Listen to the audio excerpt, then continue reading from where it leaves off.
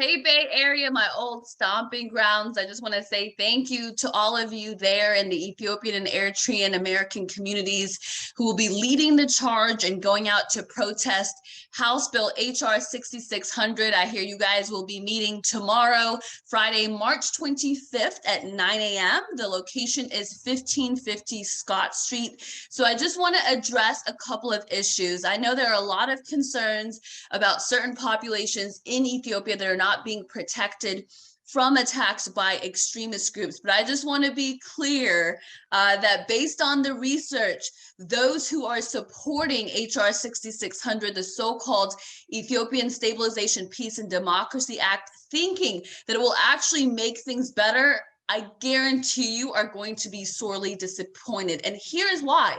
First, there's no history that should make us to believe that any of these people that are sponsoring or co-sponsoring this bill actually care about the people of Ethiopia or Eritrea or the Horn of Africa altogether. Even now, they continue to push the narrative that ignores the role of TPLF in starting this war and manufacturing the scenario that is making security and safety in Ethiopia more challenging than it needs to be. So the other point is, if you're wondering whether sanctions have ever made a country safer, well, you can ask countries, people of Iraq, Libya, Syria, or Afghanistan. Sanctions don't have a history of doing that. And we know that these bills originated through the efforts of pro-TPLF activists who have put a lot of money into these Congress folks to get this bill written to begin with. And while the bill does mention TPLF twice, everything leading up to this point done by the people on that bill in Congress and everything that's being done right now continues to cover up the crimes of TPLF.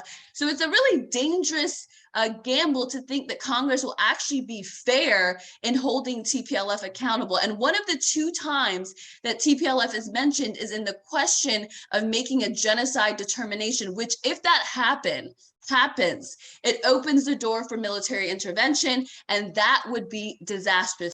And another really important point that is worth considering, there are some Ethiopians that are supporting HR 6600 because they think that will somehow protect the people in the regions like the Walaga region that are being attacked by OLF. Correct me if I'm wrong, but HR 6600 doesn't even mention OLF or OLA at all. So what is the point of this bill if the idea is to protect particularly Amhara or ethnic Amharas in these regions that are being attacked by the Oromo extremist groups, if these extremist groups aren't mentioned in this bill at all? I know things are really bad in Ethiopia right now, and I hate to be the person to say this, but they can actually get a lot worse.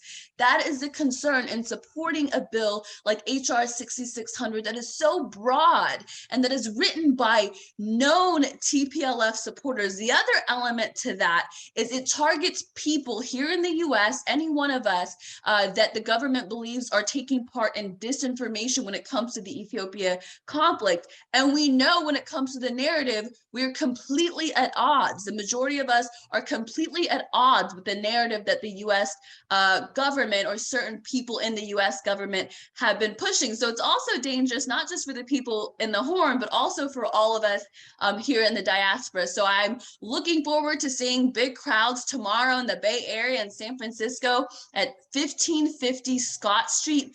Tomorrow, Friday, March 25th at 9 a.m. You guys are one of the first to go out into the streets, and I think it could be so incredibly unifying and inspirational. So I just want to thank you for that commitment and for being the first ones to go out there. I have no doubt that in the end, the truth will prevail and we will get peace. We just have to stay vigilant in these efforts or in pushing back against these efforts to divide us. And absolutely, that is the intent of HR 6600. Thank you so much for taking the time to listen. Look forward to seeing you guys on the streets tomorrow.